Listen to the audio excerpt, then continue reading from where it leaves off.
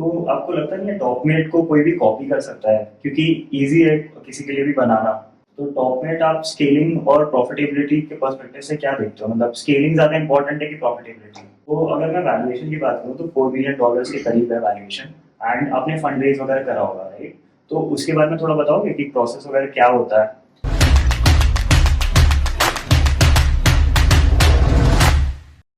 Hi guys, this is Shreyansh Goyal, welcome to my YouTube channel. तो आज हमारे साथ बहुत ज्यादा स्पेशल गेस्ट मौजूद है, वो नन अदर देन अंकित है। हाय अंकित।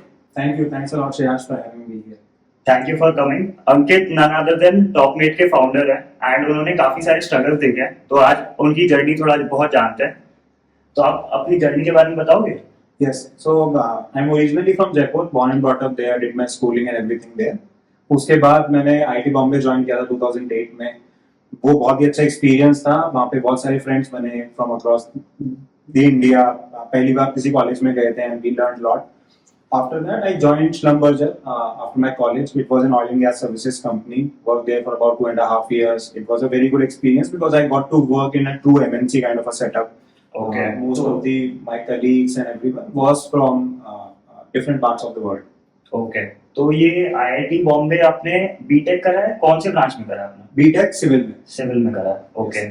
एंड ये स्लमबर्गर कब ज्वाइन करा आपने? Schlumberger मैंने 2012 में ज्वाइन किया। ओके। 2012 से आप कब तक थे? 2015। ओके। तो ये कंपनी ने आपको, ये पहली आपकी जॉब थी, राइट? यस। तो ये कैसे हेल्प करा आपको? इसका एक्सपीरियंस बहुत ही अच्छा था। पहला एक कॉर्पोरेट सेटअप था, वहाँ पे बहुत से प्रोसेस होते हैं। सो मेरे को काफी कुछ सीखने को मिला कि एक बहुत बड़ी ऑर्गेनाइजेशन, एक बहुत बड़े इंफ्रास्ट्रक्चर को कैसे मैनेज किया जाता है। प्लस एक Schlumberger की बहुत ही अच्छी क्वालिटी थी that they used to give very good projects to even new employees और people who have joined recently.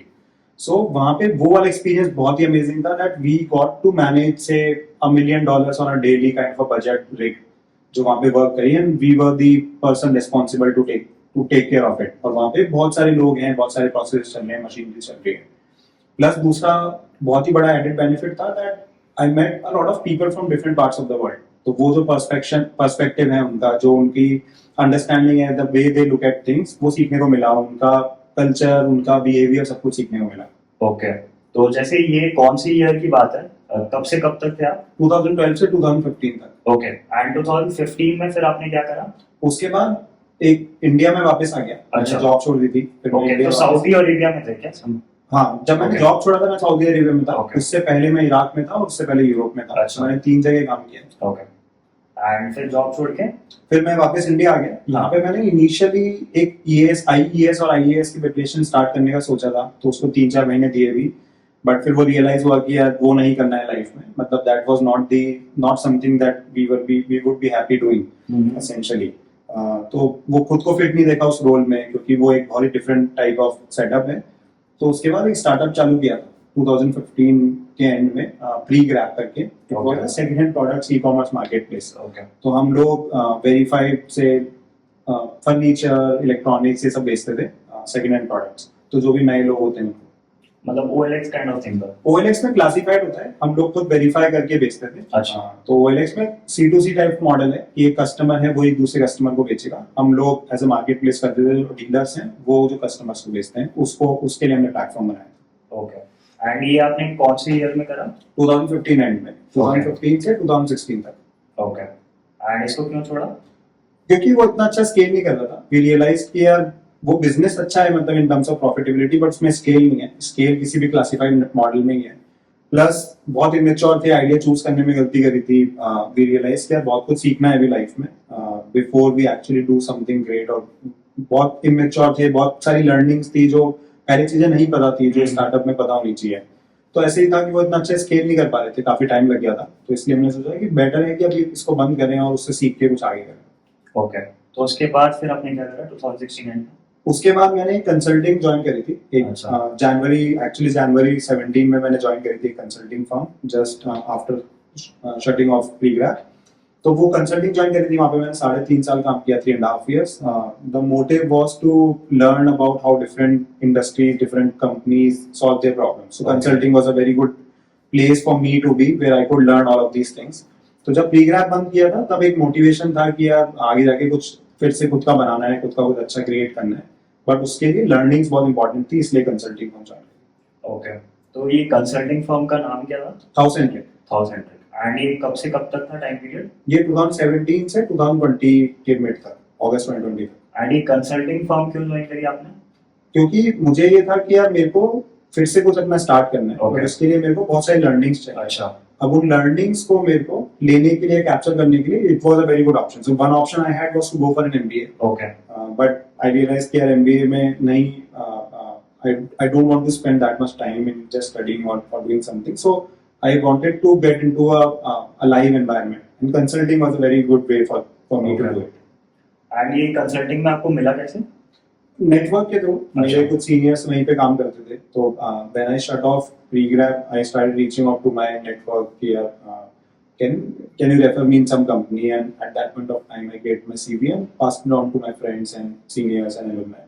उन लोगों ने रेफर किया था वहाँ से फिर अपॉर्चुनिटी। ओके, उसके बाद फिर अगस्त 2020 में इसको बंद कर दिया, सॉरी थाउसेंड्रिक छोड़ दी थी। आइडिया ये था कि पहले से ही मोटिवेशन था कुछ करने का, तो हम 3-4 महीने से सोच रहे थे कि कुछ बनाते हैं, मैं और दिनेश जो मेरे को फाउंडर है, तो हम लोग सोच ही रहे थे, and then that's when we wanted to kind of get into this entrepreneurship journey.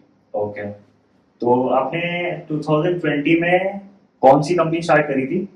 2020 में हमने तो कंपनी यही थी, हमने एक आइडिया पे वर्क करना स्टार्ट किया था जिसको हमने बेटी ऐप नाम दिया। ओके। तो वो हमने रैपर्स के लिए बनाया था। ओके। कि रैपर्स वहाँ पे आके ऑनलाइन कंटेंट क्रिएट कर सकते हैं, बैटल्स कर सकते हैं एक दूसरे के साथ। ओके। तो वो हमने स्टार्ट किया था, उसको हमने आई थिंक कुछ 3-4 महीने पीओसी टाइप किया था उसका, बट देन वो इतना वर्क नहीं कर रहा था। रैपर्स की दुनिया बहुत ही अलग थी, वो हमारी अंडरस्टैंडिंग से भी बहुत अलग थी, तो वो हमने बंद कर दिया। फिर हमने दूसरा कोई मतलब और सोचना स्टार्ट किया। तो ऐसे हमने पहले भी बहुत सारे आइडियाज पे वर्क किया था, और फिर हमने चूज किया कि हम टॉपमेट पे वर्क करते हैं, और फिर हमने अगस्त 2021 से टॉपमेट लॉन्च किया। अच्छा, ओके। तो टॉपमेट, अच्छा, और टॉपमेट कैसे लॉन्च करा था? मतलब क्या लगा कि टॉपमेट लॉन्च करना चाहिए आपको?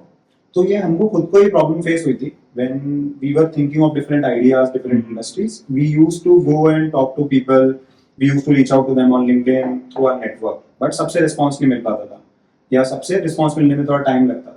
दैट्स व्हेन वी रियलाइज कि यार ऐसी problem might be a lot of other people और स्टूडेंट्स आर आल्सो फेसिंग। तो हमने थोड़ी इस पे रिसर्च करी, हमने काफी सारे प्रोफेशनल्स से बात करी लिंक्डइन पे, उनको रीच आउट कर करके, या फिर जो भी अर्ली करियर प्रोफेशनल्स थे, वेरी सीनियर प्रोफेशनल्स थे, तो हमने 200-250 लोगों से बात करी, एंड वी रियलाइज कि yes they face this problem, they are not able to get a response, और they are not able to find someone who they are looking out for. So that's when we thought कि यार this is a good idea to solve, and initially we realized कि major problem is with the people who wants to share the knowledge, तो हम उनके लिए बनाए सबसे पहले, and then we started it for the people who are seeking advice also। तो अभी अगर किसी को भी किसी भी तरह से कोई भी ढूंढना है, या कोई भी उनको एडवाइस चाहिए, गाइडेंस चाहिए, they can find it on top। Okay, तो आपने 3 स्टार्टअप्स करे थे, 2 स्टार्टअप्स करे थे पहले, एंड उसके बाद फिर टॉपमेट करा था, मतलब टोटली 3 करा था। तो क्या क्या लगा कि क्या करोगे इसमें कि चलेगा स्टार्टअप? क्या क्या मिस्टेक्स थे जो पिछले कर चुके थे आप, एंड इसमें क्या मिस्टेक्स आपको अवॉइड करने थे? I think you keep learning from everything that you do essentially, right? तो पहली चीज, फेलियर और सक्सेस तो बिल्कुल आउटकम वाली चीज है, but I think you keep learning from the process. तो फर्स्ट स्टार्टअप किया था प्रीग्रैप, उसमें रियलाइज हुआ कि बहुत ही बेसिक लेवल पे ही कंपनी का सेटअप होती है, क्या क्या अंडरस्टैंडिंग होती है, कैसे मार्केटिंग करते हैं, कैसे टारगेटिंग करते हैं, राइट, किस यूजर के लिए बनानी है, ये सब चीजें बहुत स्पेसिफिकली पता होनी चाहिए, वो नहीं पता थी उस टाइम पे। तो वो अचीव करते करते ही बहुत टाइम लग गया, तो इस वजह से वो स्केल नहीं कर पाया, और उसमें काफी टाइम स्पेंड कर दिया, तो इसलिए उसको बंद कर दिया। बैटरी ऐप के टाइम पे भी ऐसा ही हुआ कि हमने एक इंडस्ट्री तो पिक कर ली, या फिर हमने एक डोमेन तो पिक कर लिया, बट वो डोमेन कितना बड़ा हो सकता है, या फिर उसमें क्या क्या अपॉर्चुनिटी हो सकती है, वो 100% अच्छे से इवैल्यूएट नहीं कर पाए। तो इस वजह से वहां पे लगा कि यार बहुत प्रॉब्लमेटिक मार्केट है, या फिर उसकी नीड ही कितनी है। और फिर वही लर्निंग यहाँ पे दोबारा से डिप्लॉय करी, जब टॉपमेट का आइडिया सोच रहे थे कि अपन किस तरीके से इसको बनाएंगे, किसके लिए टारगेट रखेंगे, and that's when we were able to create it like this today. क्योंकि वो सब लर्निंग, तो आई थिंक प्रोसेस से you keep learning from every step. There are multiple things that you learn on a daily basis, and then you just keep deploying those learnings in the next steps essentially. Okay, तो ये बताइए कि टॉपमेट जो आपने खोला, and टॉपमेट जब खोला था तब आपको ये आइडिया कैसे आया था कि ये टॉपमेट ही नाम रखना है, एंड लोगों को हेल्प करना है, ये एक आपको कैसे लगा कि ये एक चीज है जो मार्केट में बहुत ज्यादा जरूरी है? क्योंकि मेरे को लग रहा है कि बहुत लोग यूज कर रहे हैं ये ऐप को, तो ये आपको एग्जिस्टेंस कैसे पता लगा था?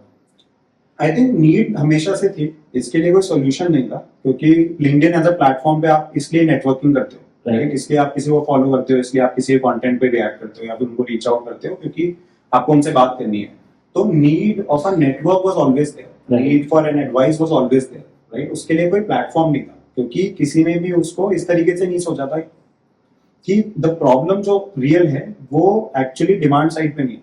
मतलब स्टूडेंट्स को, किसी को भी एडवाइस चाहिए, हर पॉइंट पे एडवाइस चाहिए, राइट? आपको भी एडवाइस चाहिए आज कि मेरे को अपने करियर में कैसे ग्रो करना है। एक जो कॉलेज में स्टूडेंट है उसको चाहिए कि मेरे को जॉब कैसे लगेगी, मुझे एडवाइस चाहिए कि मैं अपनी कंपनी कैसे स्केल करूँ, जो टॉप पे है कंपनी उसको एडवाइस चाहिए कि वो आईपीओ कैसे करे, राइट? तो सबको एडवाइस चाहिए, तो एडवाइस तो हमेशा से चाहिए, इसलिए लोग एक दूसरे से बात करते हैं, नेटवर्क्स बनाते हैं, नेटवर्क्स का पार्ट बनते हैं, कम्युनिटीज का पार्ट बनते हैं।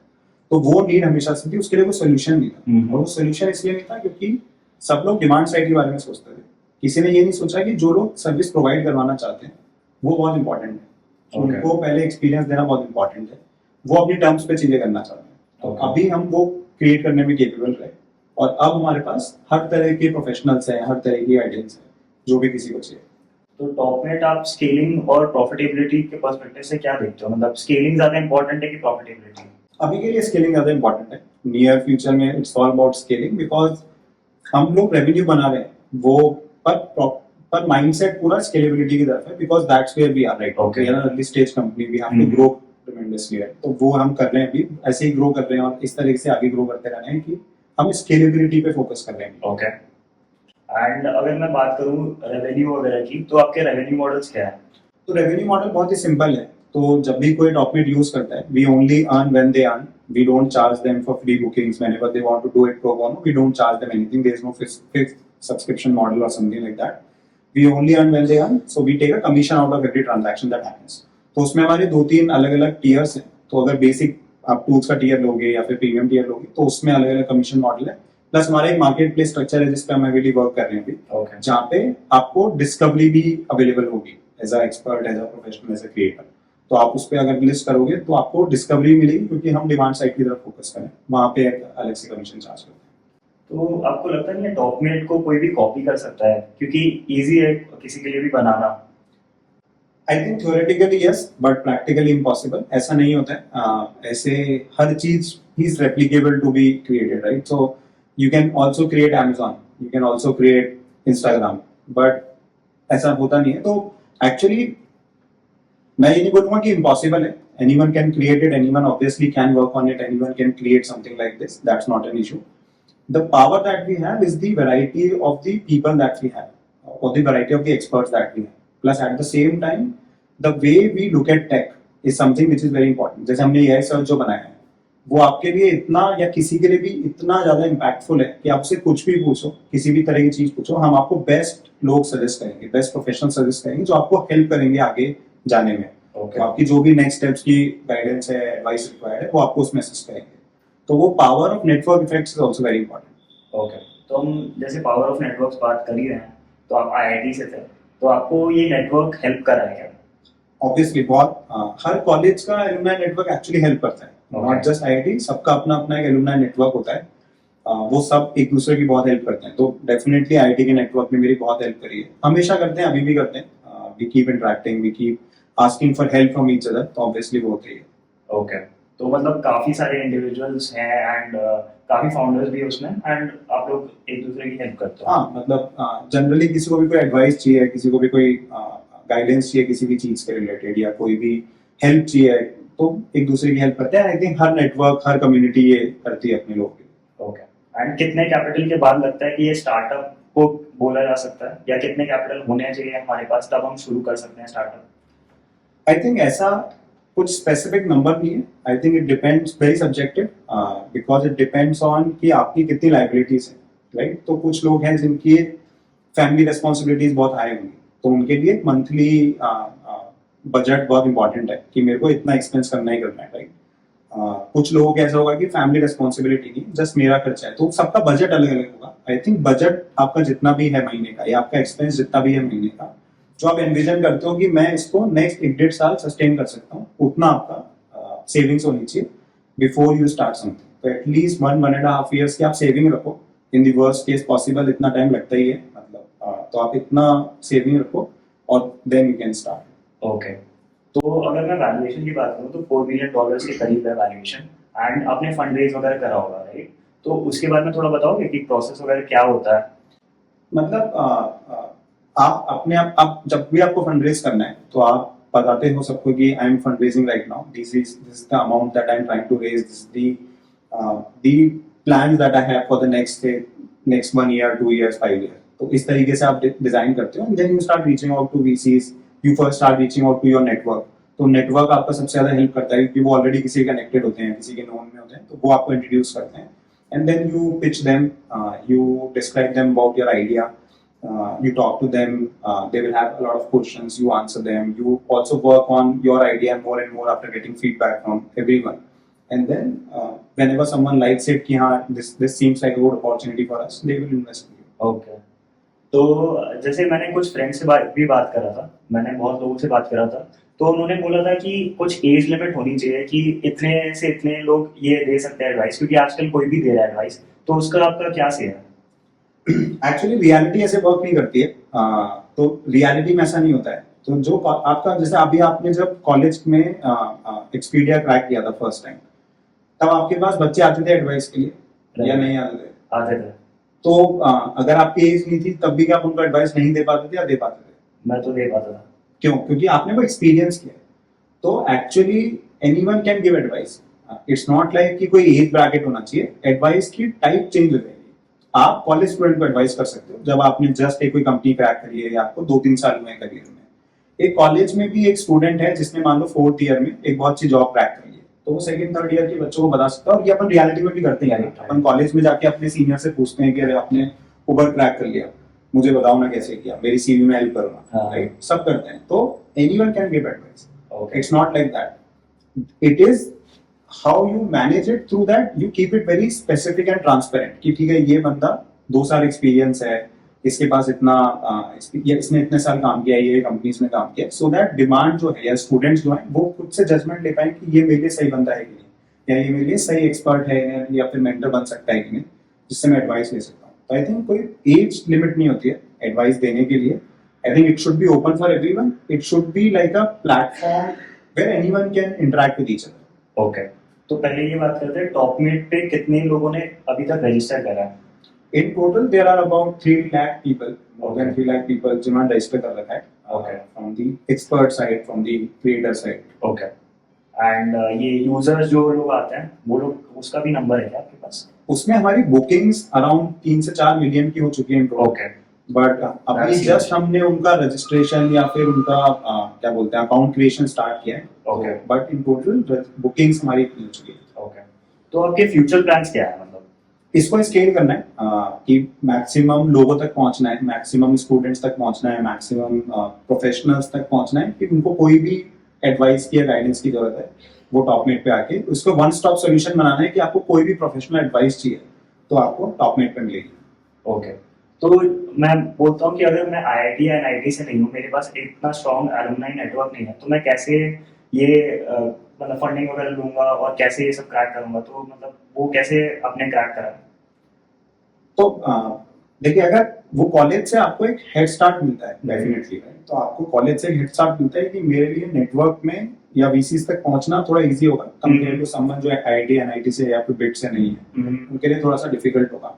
बट ऐसा नहीं है कि फंडिंग सिर्फ आईआईटी एनआईटी या बिट्स को मिलती है, या ऐसा नहीं है कि फंडिंग किसी भी दूसरे कॉलेज को मिलती ही नहीं है, ऐसा नहीं होता है।